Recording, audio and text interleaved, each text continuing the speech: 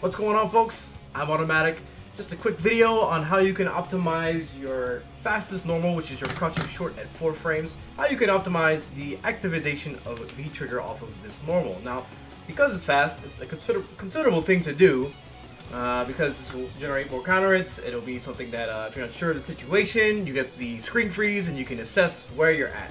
So, crouching short itself, excuse me, when it hits your opponent, you really don't get that much off of it, right? You can get a standing short, which would be better. In terms of damage. Standing short does do more damage than crouching short. And you can also get vroom vroom, so after, if you're really close to them, you can do vroom vroom and then get Abigail punch. Not bad, right? Not really that great either. It does give you the activation itself, which leads to other things. And it may relieve some pressure from your opponent's offense. If they're just staggering their hits, or if they're going for a tick grab and you're just crouching short activate, not a bad idea to do this. So the reward is pretty low, right? And also the vroom vroom, I think it did demonstrate this. So if you are too far away, this is where the standing short would be better, and your vroom vroom may be too far away, as you can see here.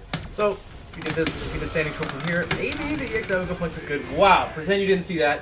But those are your options that you have. Jesus. Come on, Ed. I'm playing Ed? Alright, that's a little bit better, but you get the idea. Those are your follow-ups. Standing short will do more damage. Standing jab standing short will have more range. Standing jab into the double hitting vroom vroom, that will give you more damage, right?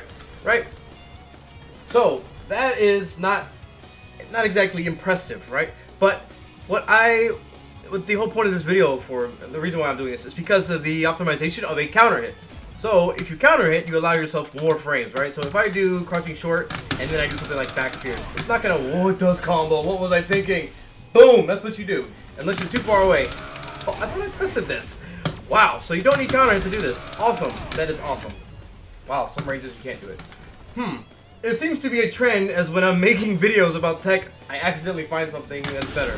So this is clearly better. That's clearly better than both of those options as long as you're closer to them, because it does more damage. But I don't think you can get a giant flip. So what you would do here now is back fierce into medium punch Abigail punch, in my opinion. Or you can do EX if you're close to the corner, that's good too. Or if you want to maintain pressure, wow, this changes everything. Just go into the second hit of the back fierce. That'll leave you in range of their back recovery. So if they back recover from here, you're still right next to them. That's awesome. That's awesome. That's really good. So what was I gonna do on counter hit? Okay, so yeah, if it counter hits, then you can link a standing strong. Now this is much better. So notice how giant flip wouldn't combo off of that back fierce. Now this is really, this is the next step in optimization. Wow. So if you get a counter hit, standing medium punch will now work.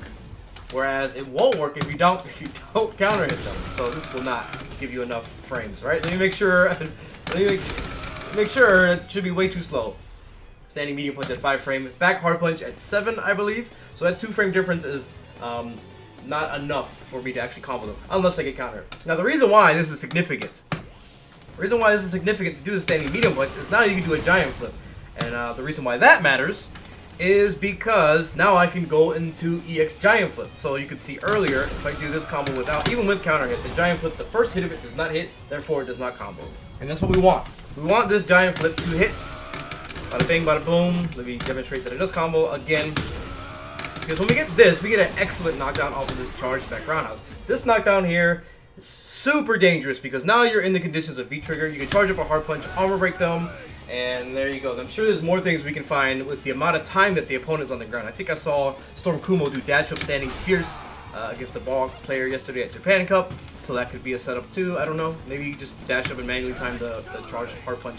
But that is the real essence, the real optimization, in my opinion. If you get crouching short and it counter hits, standing medium punch, EX giant flip, and then you get a great knockdown. So this is a big difference between what I initially thought was the only thing you can get, which is this into this. But that's why we go into training mode, right? That's where we learn new things and we optimize. So whereas we could have gotten a knockdown where we had no option off their back recovery, now we have 2 things that we can work with. We have the back hard punch comboing into it, which will allow us to deal with their back recovery. Or if it counter hits, awesome. It's even better than I thought. If it counter hits, we can go into our giant flip, charge up the back fierce to at least level 2, and then we get that crazy, really good knockdown. So that's it for now. Thanks for stopping by. Let me know your thoughts in the comments below. Like, comment, subscribe. I hope you learned something. I'm AutoMattock. Because I learned something.